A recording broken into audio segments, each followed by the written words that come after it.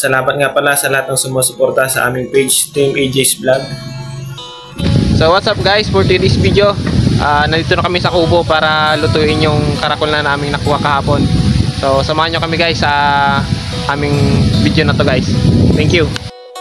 So ito na pala guys, magagatong na po pala kami dyan para magkapagluto na tayo ng ating lulutuin na karakol. So ayan na nga guys, lalagyan ko muna ng uling para tuloy-tuloy ang pagluto natin mamaya. So ito na nga guys, magsimula muna tayong magsaing guys. At balatan na rin natin yung kamuting kahoy para ihalo natin sa kanin guys.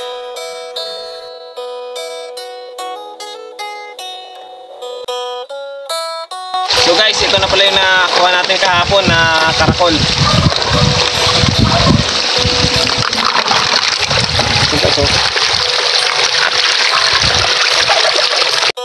So unang gagawin pala natin guys sa karakol, ilaga natin guys para matanggal natin ito sa shell.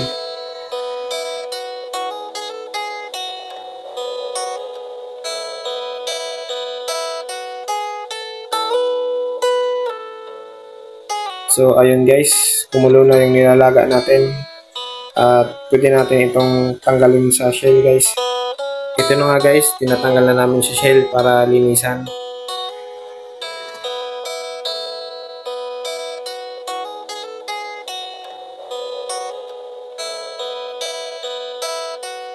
Kaya nga pala guys, ang pangtanggal ng dulas ng karakol ay ginamit na namin dyan ay asin.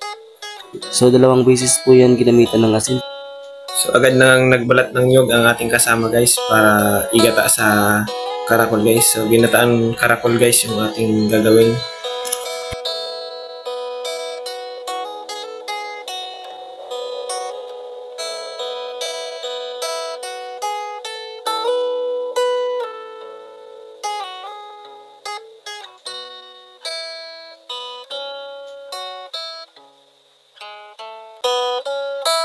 Ito na nga guys, inihanda na yung bawang sibuyas tsaka luya para sa panghalo sa ginataang karakol guys.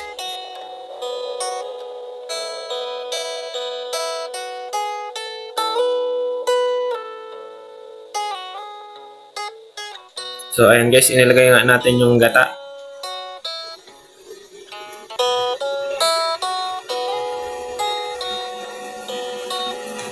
Ilagay naman natin guys yung mga sibuyas, bawang, tsaka luya guys.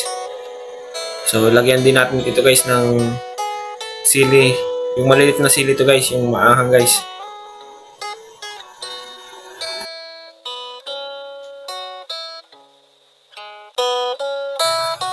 So ayan guys, agad nang inihanda ng ating kasama yung pako na nakuha natin sa bukid para isahog natin guys sa karakol na niluluto natin guys.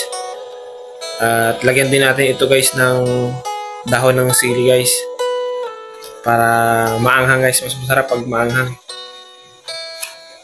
Halo-haloin natin guys. Makalipas yung 30 minutes guys, luto na yung ginataang karakol guys. At agad na nga namin itong inihahon guys sa lalagyan. Kasi gagamitin pa natin guys yung nilulutuan ng karakol guys. So guys, magluluto nga pala kami ng nilagang talbos ng kamote. At agad-agad na nga kami nanguha guys ng talbos ng kamote. So guys, nakuha namin talbos. Meron gagamba guys.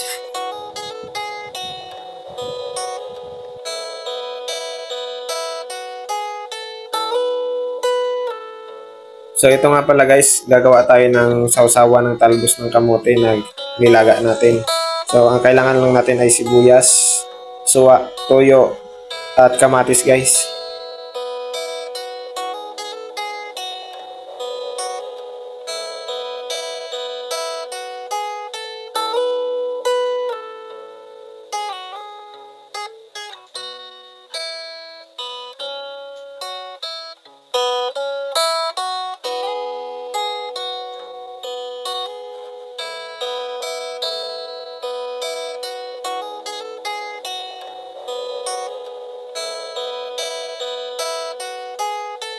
So ito guys, nilagay nga natin yung kanin sa dahon ng saging guys.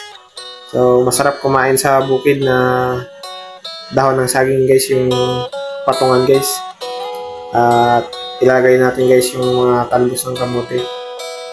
So guys, mayroon mga sili guys. So iikot natin guys yung talbos ng kamote. Ito na rin guys yung niluto natin na ginataang karakol guys. Sobrang anghang pala nito guys.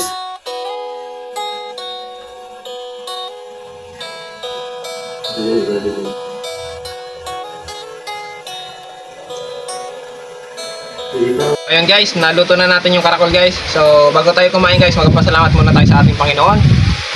Salamat Panginoon sa mga pagkain na nasa hapag Panginoon Diyos. Dalangin ko Panginoon na magsilbi itong kalakasan sa aming pangatawan Panginoon at kagalingan Panginoon sa aming mga karamdaman. Lord, dalangin ko, i-bless mo Panginoon ang aming mga pagkain. Bigyan mo kami ng kagalakan sa aming pagsalo-salo. Salamat Panginoon sa mga biyayang ito na aming natanggap. Amen.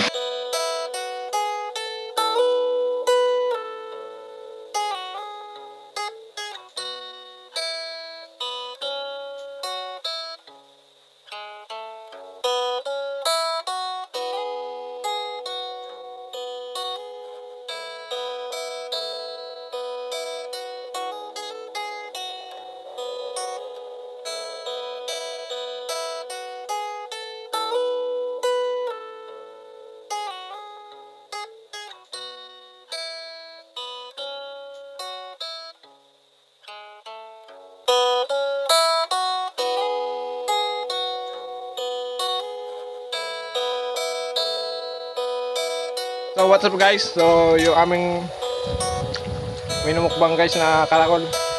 Halos hindi namin maubos guys yung kanin. Maraming salamat po guys sa panonood at pagsuporta sa aming mga vlog. Abangan nyo po ang susunod naming vlog guys. Paalam!